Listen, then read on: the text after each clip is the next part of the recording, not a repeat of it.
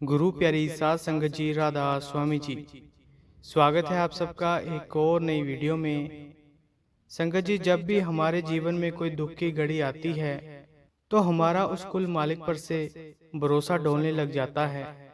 संगत जी, लेकिन हम ये नहीं सोचते कि जिसने हमारे कर्म लिखे हैं वो ब्रह्मांड का सबसे बड़ा लेखक है। वो मालिक कोई गलती नहीं कर सकता। संगत जी, एक छोटी सी साखी है, तो आपके आगे यही बेनती है कि साखी को पूरा जरूर सुनिएगा। और अगर आप हमारे चैनल पर नए हैं तो चैनल को सब्सक्राइब जरूर करें जी। एक बीबी थी जो जब भी दिन में भोजन बनाती थी, या कोई और घर का काम करती, तो भगवान का नाम जपती थी, क्योंकि उन्हें नाम जपने का समय नहीं मिल पाता था। घर के काम में बहुत व्यस्त रहती थी, तो जब जब वो घर का काम करती थी तब तब भगवान का नाम सिमरन करती रहती थी, और सिमरन उनका चलता ही रहता था। एक दिन ऐसे ही वो दोपहर को भोजन बना रही थी और अचानक कुछ गिरने की बहुत तेज आवाज आई। उसने बाहर जाकर देखा तो आंगन में उसका 8 साल का बच्चा नीचे गिरा हुआ था। वो बच्चा छत से नीचे गिरा था, खून में लथपथ था, बेहोशी की हालत में था। जब उसने पास जाकर देखा तो बच्चा माँ माँ चिल्लाने की कोशिश कर रहा था। ये सब देखकर वो घबरा गई। उसने सोचा कि आवाज देकर किसी को बुलाती हूँ, लेकिन किसे बुलाती? घर में कोई था ही नहीं, कोई मदद के लिए आ भी नहीं सकता था। इस बीबी का थोड़े दिन पहले ही पेट में ऑपरेशन हुआ था, अपेंडिक्स का ऑपरेशन हुआ था। टांके अभी तक हरे थे। बीबी बिना कुछ सोचे समझे बच्चे को खुद हॉस्पिटल ले जाने लगी। पता नहीं कहाँ से इतनी शक्ति आई कि बच्चे को उठाया और हॉस्पिटल की तरफ लेकर दौड़ी। वो बीबी पास के हॉस्पिटल की तरफ दौड़ती जा रही थी, जो लगभग 1 किलोमीटर दूर था। बीबी रोते हुए और भगवान से शिकायत करती जा रही थी कि आपकी इतनी भक्ति करती हूँ, इतना सुमिरन करती हूँ, और मेरे ही बच्चे को छत पर से गिरा दिया। ऐसा क्यों किया? आप तो बचा सकते थे, आप तो बच्चे को बुद्धि दे सकते थे।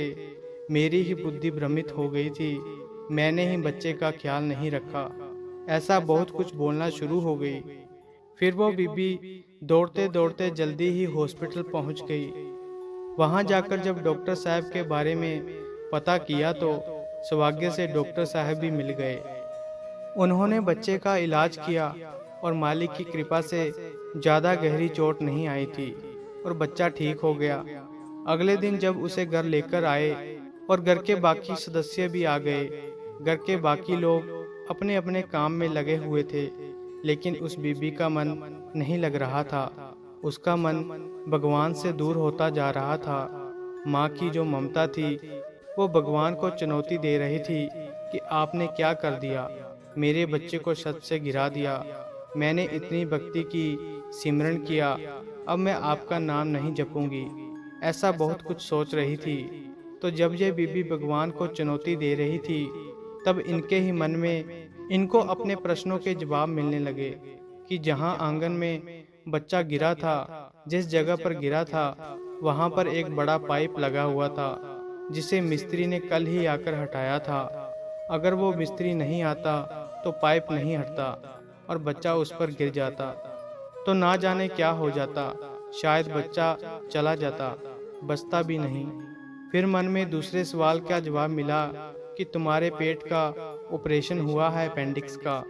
पेट में टांके लगे हुए हैं, अभी तो टांके भी हरे हैं, लेकिन तुम तो 1 किलोमीटर दूर तक दौड़ती चली गई। 25 किलो के बच्चे को उठा करके दौड़ती चली गई। कहाँ तुमसे एक कपड़े की बाल्टी छत तक नहीं पहुँच पाती थी, लेकिन 25 किलो के बच्चे को उठा करके गोद में दौड़कर हॉस्पिटल पहुँच गई। ये किसकी कृपा है? और वो डॉक्टर साहब जो कि हॉस्पिटल में 2 बजे तक मिलते हैं, उस दिन 3:30 बजे तक वहाँ थे। उन्होंने जल्दी से इलाज कर दिया। जाते ही बच्चे का समय पर इलाज हुआ और बच्चा बच गया। ये किसकी कृपा थी? ये सारे प्रश्नों के जवाब मिलने लगे। और जब वो घर के हाल में गई तो इनके पति टीवी पर प्रवचन सुन रहे थे।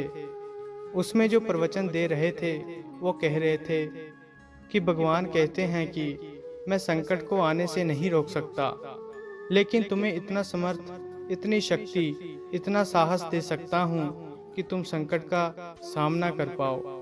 ये सुनकर वो रोना शुरू हो गई और भगवान से माफ़ी मांगने लगी कि मैंने ना जाने आपको क्या क्या कहा।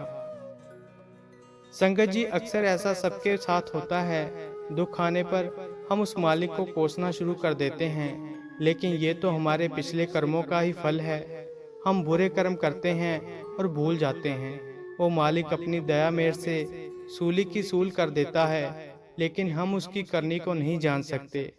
इसीलिए मालिक से शिकायतें करने लग जाते हैं। हमें तो बस उस पर विश्वास बनाए रखना है, क्योंकि वो कभी किसी का बुरा नहीं करता। तो संगत जी, अगर आपको ये साखी अच्छी लगी तो लाइक, शेयर और कमेंट करें और चैनल को भी सब्सक्राइब जरूर करें जी। राधा स्वामी जी।